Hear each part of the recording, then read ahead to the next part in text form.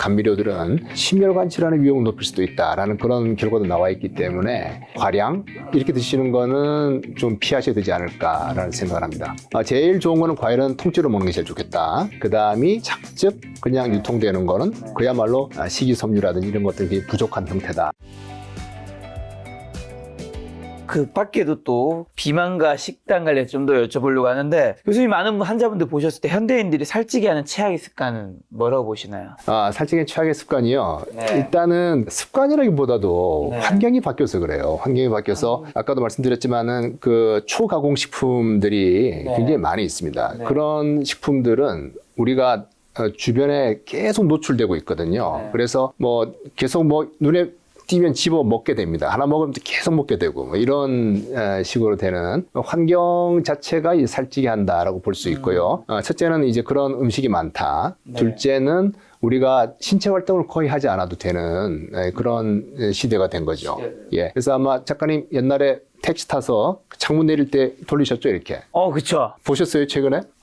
못 보셨죠? 예, 그 손만 까딱하면 되는 거고, 아마 아버지께서 채널 좀 돌려라 하면 가서 돌리고 하셨을 텐데, 요새는 리모컨을 하거나 말로도 바꿀 수가 있는 맞아요. 시대가 됐습니다. 그래서 이 현대가 이런 신체 활동을 극도로 줄일 수 있는 그런 상황이 된 거죠. 그리고 네. 또 뭐 있다면 스트레스라든지 이런 부분들, 네. 그 다음에 환경 오염 물질 이런 부분들도 꽤나 작용을 합니다. 그래서 이런 환경적인 이런 요인들에 의해서 비만이 더 심화되고 당뇨병도 더 잘 생기고 그렇게 지금 돼 있죠. 지금 스트레스 말씀해 주셨는데, 스트레스, 코티솔이었나요, 이름이? 네. 스트레스 받으면 살찌는 이유 뭐예요? 스트레스를 받으면 살 빠지는 사람도 있어요. 그러니까요. 예, 그래서 이거를 뭘 먹었기 때문인 건가요? 스트레스 보면 스트레스를 받을 때 제가 보기로는 한 3분의 1은 체중 그대로, 3분의 1은 빠지고 3분의 1은 찝니다. 그러니까 네. 스트레스 받을 때 식욕이 변화 없는 사람, 감소하는 사람, 증가하는 사람. 스트레스 자체보다 스트레스를 받았을 때 나의 반응이 더 중요하다. 반응이 더 중요하다고 볼 수 있죠. 네. 되게 특이합니다. 저희 이전에 전공의 시절에 네네네. 아주 중한 환자가 응급실에서 이제 병실로 입원한다라고 이제 전화로 먼저 들었어요. 그러면 뭐 저 같은 경우는 뭐 그냥 잘 먹고 특별한 적이 없었는데 어떤 친구는 식음을 전폐하고 이제 환자를 보는데 이제 매진을 해서 살이 빠지는 친구가 있고 일단 뭘 좀 먹고 올게 이런 사람도 있고 그랬어요. 그러니까 이게 어떤 같은 자극이라고 하더라도 그에 대한 사람의 반응은 굉장히 다양하게 나타난다라는 것이고 스트레스를 받아서 살이 찌는 사람들 같은 경우에는 어떤 그런 스트레스를 이 먹는 걸로서 좀 달래는 그렇죠. 그런 행동이 계속 강화가 되어 있기 때문에 그렇다라고 볼 수 있고요. 그리고 스트레스 생겼을 때 운동을 한다든지 이런 걸 또 잘 못하시는 분이 계십니다. 그렇죠. 예, 그런 것들이 복합적으로 작용을 한 것 같고요. 스트레스를 받았을 때 다 살이 찌는 거는 아니다. 그렇게 말씀드릴 수 있습니다. 자, 그럼 비만이 인간에게 미치는 가장 큰 만성 질환은 뭐고, 비만이 암과도 관련이 있나요? 관계 있습니다. 과거에는 흡연이 만병의 근원이라고 그랬죠. 네. 담배를 피면 온갖 암이 다 생기는데 맞아요. 지금은 비만이 온갖 암을 다 일으키게 합니다. 그래서 뭐 대표적인 거는 유방암, 대장암, 담낭암, 난소암, 자궁 내막암 등등 이런 암들이 이 비만하고 특히 좀 관련이 있고요. 여러 암들이 비만과 관계되는데 뭐 심지어 최근에 갑상선암도 비만도가 높은 사람이 잘 생긴다라고 연구 결과가 나와 있습니다. 그래서 상당히 많은 암들이 비만과 연관이 된다라고 보시면 되겠습니다. 자, 아까 전에 말씀하신 슈퍼호르몬, 요것도 비만과 관련이 있는데, 그럼 이런 슈퍼호르몬 GLP-1을 깨우는 똑똑한 식사법은요? 식이요법 중에서 이제 식이섬유가 이제 GLP-1 분비를 올리고요. 모든 영양소들은 사실은 GLP-1 분비를 올립니다. 탄수화물, 단백질, 지방이 다 올립니다. 좀 신기하죠. 왜냐하면 인슐린 분비를 촉진시킨다 그랬는데 단백질이나 지방을 먹었으면은 탄수화물은 지금 없는데 GLP-1은 올라가거든요. 그리고 굉장히 좀 신기한 거예요. 그래서 뭘 먹든지 위장 운동을 좀 천천히 하게 해주고 그다음에 머리로 가서 식욕을 억제시키는데 혈당은요 굉장히 슈퍼 호르몬이 똑똑한 게 뭐냐면 사실 스마트 호르몬인데 혈당이 높을 때만 인슐린 분비를 촉진시켜줘요. 굉장히 이건 독특한 부분입니다. 그래서 인슐린 같은 경우에는 주사를 맞으면 혈당이 높든 낮든 가차없이 떨어뜨리거든요. 그래서 저혈당이라는 걸 만드는데 이 약은 저혈당을 거의 만들지를 않죠. 거의 만들지를 않습니다. 그래서 혈당이 높을 때만 인슐린을 분비시킨다는 그런 아주 스마트한 면이 있는 것도 특징이라서 그래서 그 단백질이나 지방, 식이섬유 이런 것만 먹고 당분이 별로 없더라도 GLP-1은 나오지만 혈당을 저혈당까지는 가지 않으면서 네. 식욕을 억제하고 장 운동을 조절하는 그런 아주 스마트한 슈퍼호르몬이죠. 그래도 탄수화물, 지방, 단백질 좋은 걸 먹어야 될 것 같은데. 네, 맞습니다. 뭘 먹어야 되는 건가요? 네, 그 탄수화물, 그 지방, 단백질, 뭐 탄단지 이렇게 이야기를 하는데요. 그렇죠. 양질의 그런 음식을 드시는 게 제일 좋겠죠. 그래서 뭐 제일 제가 항상 강조하는 건 뭐냐면 심플하게 재료를 알 수 있는 걸 먹자. 재료를 알 수 있는 거를 드시면 일단 적어도 초가공 식품은 아니다라는 그렇죠. 거고 아까 초가공 식품에 설탕, 소금, 뭐 그리고 첨가물 이런 것들이 많이 있다고 했는데 그걸 피할 수 있는 방법이고 재료를 알 수 있는 음식들은 되게 신선하다라고 보시면 되고요. 그 다음에 적어도 삼원색은 먹자. 삼원색. 예, 그 색깔을 다양하게 드시면 골고루 먹는다는 뜻이에요. 골고루 먹는다는 뜻이기 때문에 그걸 지키자. 그 다음에 양은 그 배가 부르다고 느끼는 거에 한 8알 정도만 먹자. 뭐 이런 부분들이 중요할 것 같습니다.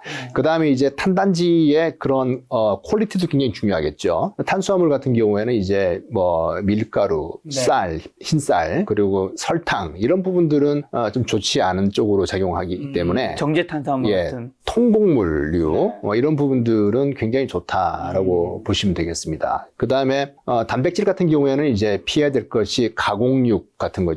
가공육에 이제 질산염이라든지 첨가물들이 많이 들어가 있고 하기 때문에 좋지 않은 경우들이 많이 있어서 가공육은 좀 피하시면 좋겠고 그 다음에 지방 같은 경우에도 특히 이 도움이 되는 거는 뭐냐면 불포화 지방이라고 있어요. 포화 지방은 이 지방이 이제 탄소가 굉장히 쭉 많이 고리로 연결되어 있는데 결합에 이제 포화와 불포화 얘기를 하는데 불포화라는 뭐냐면 탄소와 탄소의 이중결합이 있어요.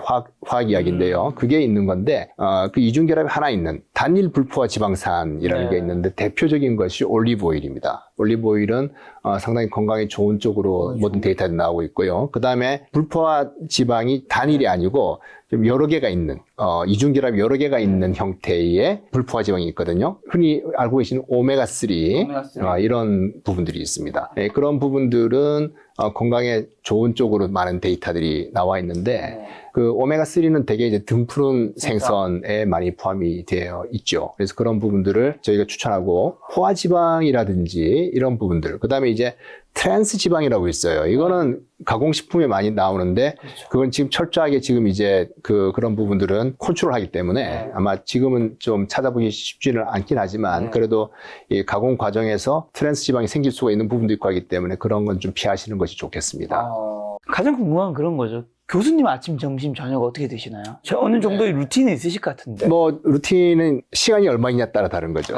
예, 저도 이제 뭐 많이 해보진 않았지만 그래도 몇 개 만들어보고 하긴 했지만 간단할수록 좋은 것 같아요. 그렇죠. 간단할 좋은 것 같아서 원칙대로 한다 그러면 제가 주로 좋아하는 걸 생각해 보면 그냥 그리크 요거트에다가 그릭 요거트. 예, 거기다가 견과류, 그 다음에 블루베리. 색깔 어때요? 그렇게 하면? 색깔이 흰색, 견과류, 뭐 갈색, 약간 뭐 그런 종류고 블루베리 보라색. 뭐 약간 파란색 계통 그렇게 생각하면 그 조금 더 넣어보고 싶다. 그러면 이제 뭐 계란 하나, 노란색 하나 생기고 방울토마토 해주면 빨간색 생기고 이렇게 되면 아주 컬러풀해지는 거죠. 아침에 아주 깔끔하게. 그렇게 하시면 아주 좋은 것 같아요. 그리고 뭐 아니면 또 제가 또 좋아하는 거 그 요새 병아리콩 있잖아요. 그거 병에 든 거 있어요. 그거 일일이 제가 뭐 준비 못하니까 그거에다가 그 다음에 브로콜리 같은 거 미리 좀 준비해 놓고 올리브오일 좀 둘러서 살짝 그 프라이팬 해서 그러면 색깔이 어떻게 되나요? 노란색, 파란색 거기다가 빨간색 뭐 피망이라든지 뭐 당근이라든지 이렇게 색깔을 맞추고 아니면 뭐 빨간 사과도 괜찮고 이렇게 그냥 색깔 맞추기 놀이처럼 이렇게 해주면 골고루 드시게 돼요. 그리고 제가 방금 말씀드린 음식들은 되게 재료를 알잖아요. 그렇죠. 그렇죠. 그 원칙 그다음에 아주 배부르진 않은 수준으로 이렇게 점심이나 해주시면. 저녁은요? 직장에서 먹으니까 저희는 식당 가면 자기가 떠먹게 돼 있거든요. 똑같은 원칙입니다. 식판이 있으면 이 밥은 조금 적게 들고 그다음에 재료 모르는 반찬이 나왔으면 통과. 통과. 예, 그 다음에 색깔 맞추고 이렇게 먹으면 되죠. 네. 밥을 펼 때는 흰 쌀밥보다는 현미나 잡곡을 드시나요? 초이스가 없는 경우가 많습니다. 그럴 때는 그렇죠. 양을 조절하셔야 됩니다. 양을 조절하시고 그 다음에 나물류라든지 네. 샐러드류를 좀 먼저 드시면 또 괜찮습니다. 계란도 먹는다고 해주셔서 계란은 하루에 제가 뭐 많은 저도 이제 건강 콘텐츠 처음은 아니다 보니까 이야기 듣다 보면 두세 개 네. 진짜 많이 먹을 거면 세 개 그냥 적정은 두 개 정도가 좋은 것 같다 하는데 어떻게 보시나요? 자기는 2개 먹었다고 생각하는데 네. 근데 그 음식을 만들 때 계란이 또 많이 들어가잖아요. 많이 들어가잖아요. 그래서 사실 더 많이 먹었을 수도 있습니다. 네. 계란 같은 경우에는 이제 아주 양질의 단백질이죠.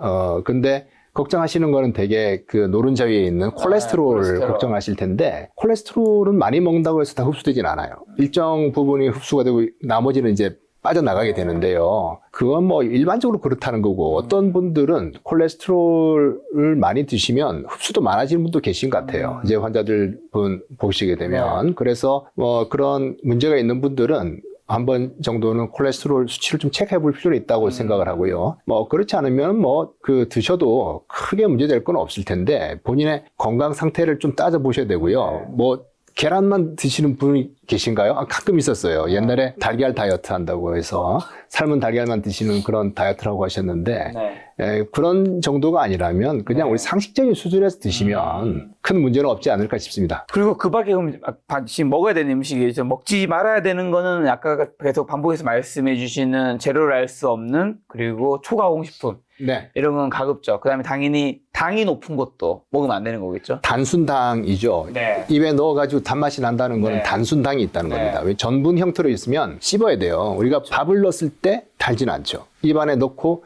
한 30초 씹으면 달아집니다. 네. 예, 타액에 있는 프티알렌이 나와가지고서 전분을 분해하거든요. 네. 그래서 입에 넣어서 당장 달다라고 하는 거는 상당히 그 설탕이 많이 들어가 있다라고 네. 볼 수 있기 때문에 혹은 과당이 들어가 있기 때문에 예, 그런 음식들은 피하시는 게 좋겠죠. 건강 챙기시는 분들은 착즙, 그 다음에 뭐 과일 같은 것도 갈아서, 그 다음에 네. ABC 주스 이런 거 많이 마시잖아요. 좋죠. 얘기도 많이 들어보니까 이게 몸에 안 좋을 수도 있고 너무 흡수를 빠르게 해버린다. 맞습니다. 이게 뭐 예. 근데 딱 봤을 때는 재료 명확하잖아요. 네. 내가 갈았고 그렇죠. 한다면 이게 뭐 시럽만 안 넣는다면 이게 좋다고 봐야 되는 건가요? 당연히 뭐 과일 원재료, 채소 원재료 먹는 게 네. 제일 좋지만 예. 그게 불가피할 때는 안 먹는 게 나은 거예요? 그래도 이건 먹는 게 나은 거예요? 일단 유통되는 그런 과일 주스는 식이섬유 같은 건 아예 없습니다. 네. 그 제가 한번 제조사에 물어보니까 식이섬유가 있으면 이게 가라앉는데요. 착즙 주스도 우리가 세워놓으면 밑에 가라앉는 게 생깁니다. 이 식이섬유가 있는 부분들은 가라앉게 되고 위가 맑아지게 되는데 우리가 그냥 구입한 뭐 오렌지 주스라든지 이런 거 아무리 세워 넣어보세요. 가라앉는 게 없습니다. 그렇죠? 식이섬유 같은 건 없다는 거예요. 그러니까 굉장히 당분 위주로 되어 있다라고 생각이 되기 때문에 그냥 일반적으로 유통되는 그런 그 과일 주스가 제일 나쁘겠다라는 생각이고 착즙을 하시게 되면 신선한 거잖아요. 그렇죠. 그렇죠? 그리고 식이섬유도 많이 들어있어요. 네. 좋아요. 근데 이제 혈당 조절에 문제가 있는 분들은 이게 너무 빨리 흡수될 수 있는 형태로 돼 있다라는 부분을 주의하셔야 됩니다. 마시면 그냥 들어온 거니까. 그다음 블렌딩한 그러니까 믹서기로 간 거, 통째로 갈아버린 거요. 이런 거는 더욱 더 걸쭉하죠. 스무디처럼 되는 거죠. 그거는 그 다음으로 또 좋긴 하겠는데 이것도 역시 흡수가 잘 되게 돼 있어요. 우리가 씹을 필요는 없잖아요. 근데 이제 깎아놓고 하나씩 씹어서 드시게 되면 일단은 씹는데 시간 걸려요. 천천히 들어오게 된다는 소리죠. 그리고 그렇게 드시면 많이 못 먹습니다. 예, 그런 부분들이 있어서 제일 좋은 거는 과일은 통째로 먹는 게 제일 좋겠다. 그 다음이 믹서기로 간 거, 그 다음 착즙, 그냥 유통되는 거는 그야말로 당분이 굉장히 많은 다른 식이섬유라든지 이런 것들이 굉장히 부족한 형태다라고 보시면 어떻게 되겠습니다. 보면 우리가 믹서기로 그렇게 갈아 먹는 게 편하게 좀 빠르게 먹기 위해서인데 그렇죠. 그거를 만약에 마신다면 차라리 좀 천천히 마셔야 되는 거군요. 천천히 드시면 또 괜찮을 수 있을 거예요. 근데 대개는 빨리 드세요. 그렇죠. 네, 왜냐하면 시간이 지나면 이게 좀 걸쭉해지기도 하고 그렇죠, 수분도 날아가는 것 같기도 하고 맛도 맞습니다. 좀 맛이 없어지고. 제 환자분들 아침마다 그렇게 드시고 네. 하시다가 이제 그거 드신 다음에 혈당 재보라고 말씀드리면 깜짝 놀라십니다. 왜냐하면 당분을 투하하신 거거든요. 그래서 쭉 올라가는 걸 볼 수가 있습니다. 그럼 저 하나 궁금한 거는 네. 제 아시는 친한 어르신 분이 그 아침에 이제 녹즙 같은 거 있잖아요. 네. 만약에 그 제조사에서 진짜 뭐 녹즙 그대로 해서 원재료 100% 했다 칠게요. 그거 이제 막 이제 배달로 오잖아요. 그래서 저는 녹즙 아주 위험할 것 같은데 생각했는데 어떻게 보세요? 잘 모르겠습니다. 사실 제가 그렇게 관심을 가지진 않았었는데요. 네. 그것도 사실은 그 즙으로 꼭 드셔야 될까 싶어요. 예, 사실은 집에서 만들어 드실 수도 있긴 하실 텐데 네. 저는 우리가 전통적으로 소비하는 형태를 벗어난 그런 식사 문화는 뭔가 조금 한번은 좀 새겨볼 필요가 있다고 생각하는데요. 어떤 재료를 이용해서 즙을 만드셨는지 모르겠으나 하여튼 제철 채소 이런 거를 그냥 평소 드시던 방식대로 드시는 게 제일 좋지 않겠나. 그 녹즙 같은 거 드실 때 칼륨 같은 게 굉장히 많이 있기 때문에 그렇죠, 그렇죠. 콩팥이 안 좋고 이런 분들은 또 좀 안 좋을 수도 있거든요. 그래서 어떤 음식이 좋다고 했을 때 네. 그게 내 친구한테는 좋지만 나한테 좋으리라는 법은 꼭 있는 건 아니다. 100% 그런 건 아니다. 라는 점을 꼭 아셨으면 좋겠고요. 상식적인 수준에서 그냥 일반적으로 먹던 대로 우리 조상이 먹던 대로 그대로 드셔주시면 제일 좋지 않겠나 생각을 합니다. 최소 3색은 맞추려고 한다고 얘기해 주셨잖아요. 저도 이제 교육 이런 걸 많이 찍다 보니까 제가 어느 책에서 봤는지 어느 분이 네. 얘기하시는지 기억이 안 나는데 우리 이제 유튜브를 만들다 보니까 사실 썸네일은 아무래도 조금 내용은 전반적으로 좋지만 좀 더 네. 자극적으로 뭐 암이 걱정되면 암 치료 이런 거 암세포 파괴하는 네. 뭐 무슨 과일 채소 이렇게 하는데 네. 제가 이제 그 되게 공감 갔던 게 사실은 어느 게 암을 치료한다는 게 정확히 밝혀진 게 없고 네. 그렇기 때문에 채소나 과일에서 가장 중요한 거는 골고루 그렇죠. 그렇게 먹는 네. 거다라고 하는 게 좀 보다 보니까 그게 제일 맞는 말인 것 네. 같다라는 생각이 맞습니다. 들었거든요. 맞습니다. 하여튼 뭐 채소만 과일만 또 먹을 수는 없는 거잖아요. 그렇죠. 그래서 뭐 조금 이제 고급화되면 이제 탄수화물, 단백질, 지방 이런 부분들도 보충되는지를 볼 수 있습니다. 제가 아침에 먹었다고 하는 그런 부분들이 사실은 단백질이 좀 많이 좀 부족한 그러네요. 그런 부분이었죠. 그렇다면 저녁에는 좀 뭐 생선이나 뭐 고기 반찬을 먹을까 이렇게 할 수 있는 거죠. 그래서 이게 참 쉽지는 않습니다. 예, 그렇죠. 좀 신경을 쓰실 필요는 있습니다. 같은 음식 먹는 순서 바꾸는 것도 좀 도움되나요? 살 빠지고 건강에? 순서에 대해서는 뭐 사실은 뭐 그냥 재미로 하는 이야기처럼 들릴 수도 있긴 하겠지만은 굉장히 많은 연구자들이 실제로 실험을 했었어요. 네. 그 대개는 뭐냐면 탄수화물보다는 다른 음식을 먼저 먹으라고 하는 네. 건데 식이섬유가 많이 들어있는 샐러드라든지 샐러드. 그다음에 나물류라든지 네. 이런 걸 먹고 나서 밥을 드시게 되면 밥 입장에서 한번 생각해 보세요. 밥 입장에서 내가 소화돼 가지고 장벽을 통해서 피 속으로 들어가야 되는데 네. 풀숲을 헤치고 가야 되는 거예요. 어려운데요? 식이섬유가 있으니까. 그러니까 당연히 늦게 흡수될 수밖에 없는 거죠. 그리고 일부는 그 식이섬유 중에서 수용성 식이섬유 같은 경우에는요, 약간 스티키해요. 끈적끈적한 점성이 있어요. 네. 그래서 이런 거는 아까 계란 이야기 하셨는데 콜레스테롤을 흡착해서 끌고 나갈 수도 있습니다.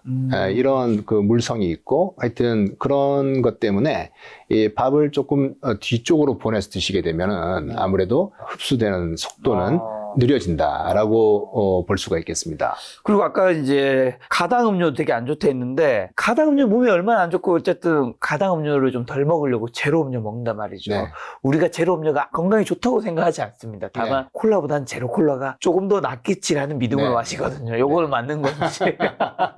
전 제로 콜라 좋아합니다. 저도 제로 콜라 마시거든요. 이제는 가급적. 맛있습니다. 예. 네. 왜냐하면 인공 감미료 혹은 네. 이제 대체 감미료라고 합니다. 왜냐하면 인공 감미료라는 말을 요새 잘 안 쓰는 이유는 자연에도 존재하는 게 많이 있거든요. 스테비아라든지 네. 에리스리톨, 네. 뭐 자일리톨 이런 것들은 천연에도 존재하기 때문에 인공이란 말보다는 대체 감미료 혹은 비영양성 감미료 이렇게 얘기합니다. 왜냐하면 칼로리가 없기 때문에 이런 것을 적절히 섞으면 조미를 잘하면 원래 콜라 맛보다 더 좋게 만들 수도 있는 것 같아요. 그래서 최근에 그 콜라들을 그 제로 콜라들이 더 많이 이용되고 있는 것 같고요. 네. 그래서 이름도 바꿨잖아요. 옛날에 다이어트 콜라였다가 제로로 바뀌어서 꼭 다이어트만을 위해서 먹는 건 아니다. 그리고 심지어는 모 회사는 색깔도 자신 있게 빨간색으로 제로 콜라인데도 바꾸는 걸 볼 수가 있습니다. 그래서 최근에 이런 그 대체 그 감미료를 조미하는 그런 기술은 굉장히 많이 좋아졌다라고 생각을 하고요. 당분이 없으니까 혈당 안 올라가는 거죠. 그리고 살도 덜 찝니다. 네. 도움이 되겠죠. 근데 당분이 많이 들어있는 거는 사실은 그 유튜브 보시면 콜라를 프라이팬에 넣어가지고 조리거나 냄비에 넣어 조리는 게 있거든요. 네. 뭐가 많이 남아요. 카라멜처럼 남게 되는데 제로 콜라는 그런 게 없으니까 확실히 설탕은 적구나라는 걸 아실 수 있죠. 그런데 이걸 오랫동안 많이 먹으면 어떻게 되는가 하는 부분인데 뭐 하루에 뭐 작은 캔 하나 정도 먹는다. 뭐 큰 문제는 없을 거라고 봐요. 왜냐하면 그 하루 허용량을 넘기려고 그러면 아마 거의 제가 지금 기억이 정확하진 않는데 콜라를 한 10리터는 드셔야 될 겁니다. 제로로 기준이 오리지널 기준이? 뭐 제로를 기준으로 해서 한 10리터는 드셔야지 그렇게 허용치를 넘어갈 텐데 그렇게 드시는 분은 안 계시잖아요. 그렇죠? 그래서 조금 드시는 거 가지고 큰 문제는 없겠는데 오랫동안 먹었을 때 어떨까? 모르죠. 그건 아직 밝혀진 모르긴 한데 그 네이처에 사실은 발표된 논문인데 이런 거를 오랫동안 쥐한테다가 실험용 그 생쥐죠. 생쥐에다가 투여했을 때 장내 세균이 바뀌면서 쉽게 살찌고 혈당이 오르는 쪽으로 바뀌더라라는 게 있습니다. 그래서 100% 안전하다고는 말하기 좀 어렵고 또 일부 그런 그 감미료들은 심혈관 질환의 위험을 높일 수도 있다라는 그런 결과도 나와 있기 때문에 소량 섭취하시는 거는 문제 없겠다. 그럼 어쩌다가 드시는 거는요. 근데 매일 혹은 과량 이렇게 드시는 거는 좀 피하셔야 되지 않을까라는 생각을 합니다. 그럼 우리가 건강한 음식을 먹고 싶으면 보통 우리가 뭔가를 살 때 영양성분표 같은 건 많이 적혀 있잖아요. 거기서 좀 뭘 확인해야 될까요? 그거를 볼 때 제일 중요한 거는 뭐냐면요. 그 영양 성분표가 있어요. 거기에 이제 100칼로리라고 적혀 있어요. 이거 뭐 얼마 안 되네. 다 먹자 할 수 있는데. 그 옆에 그람 뭐. 그 적혀 있는 게 뭐 얼마당 될 수도 있고 아니면 1회 제공량 돼 있고 이거 한 봉지가 6회 제공량이다. 이렇게 적혀 있잖아요. 그러면 600칼로리 먹은 거죠. 사실 소비자를 기만하는 거죠. 전 정말 그렇게 생각합니다. 잘 보셔야 됩니다. 그거 딱 잘 보시고. 봐야 돼, 진짜. 저도 몇 번 속은 적이 있었거든요. 칼로리 얼마 안 되네? 먹었는데 나중에 자세히 보니까는 1회 제공량이었고, 맞아. 6번에 나누어 먹을 거를 한 번에 다 먹었구나. 그런 적도 있습니다. 그거를 잘 보셔야 되고요. 그 다음에 나머지는 이제 쭉 보시면서, 이게 트랜스 지방이 있는지 표시가 되거든요. 그런 부분들 보셔야 되고요. 우리가 그런 그 가공식품인데 영양 표시가 안 돼 있는 게 있어요. 딱 하나가 있어요. 우리 작가님 좋아하신다고 했던 술입니다. 와인 보시면 영양 성분이 표시되어 있지 않습니다. 그러게요. 왜 안 돼 있는 거죠? 안 해도 됩니다. 꼭 반드시 하지 않아도 되게 돼 있어가지고 술의 도수는 알코올 도수는 포함되어 있지만은 영양 성분이 표시되어 있지 않고 와인 라벨 보시면 산소를 없애기 위해서 하는 그게 아산화황인가 봅니다. 아산화황이 들어있는 것 같고요. 나머지는 표시가 안 되어 있습니다. 그런데 제로 맥주 있잖아요. 그런 거는 이제 알코올 음료가 아니기 때문에 영양 성분 표시가 되어 있습니다. 그래서 술 드실 때는 칼로리가 굉장히 높다 하는 걸 아셨으면 좋겠습니다. 그나마 술 마실 거면 뭘 조금 마시는 게 낫나요? 술에 따라서 고유의 잔이 있죠. 우리가 와인을 이 스트레이트 잔에다 마시진 않잖아요. 그러니까 와인잔 크죠. 그렇죠? 그 잔에 또 가득 따르는 건 아니죠. 와인을 일반적으로 따르는 그 정도 분량, 스트레이트 잔 같으면 또 한 잔, 소주잔에 한 잔, 모든 술이 한 잔 정도까지는 특별한 문제는 없겠다라고 생각을 합니다. 근데 이제 덩치가 큰 남성은 한 2잔까지는 큰 문제가 없겠다라고 하는데 최근에 이제 연구들을 보면 특히 이제 암을 연구하시는 분들은 한 잔도 나쁘다라고 이야기를 하시죠. 그리고 또 중요한 건 뭐냐면 조절할 수 있으면 좋은데 한 잔 드셨을 때 계속 2잔, 3잔 이러다가 이제 술이 나를 마실 때까지 이제 넘어가시게 되면 곤란하기 때문에 그런 부분을 좀 주의를 하셔야 되겠습니다.